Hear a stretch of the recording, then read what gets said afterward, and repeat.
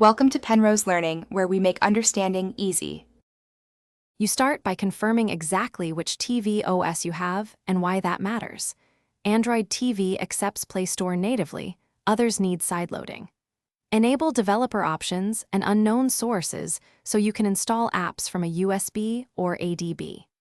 Once done, download the correct Google Play APK bundle on your computer, verify its package name and architecture, and copy it to a USB drive or set up ADB over network. This gets you ready to transfer the installer to the TV.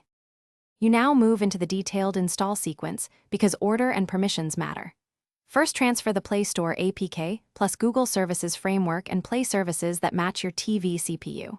Install Framework, then Play Services, and finally the Play Store. This ordering prevents crashes. Grant runtime permissions when prompted and clear caches for each Google app.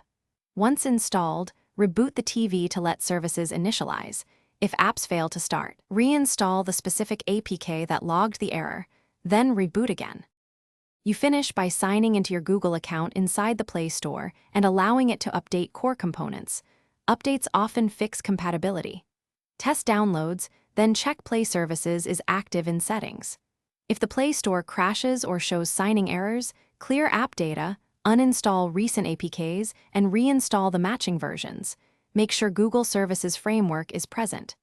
As a last resort, factory reset or flash official firmware. This restores the original state if the sideloading route breaks system stability.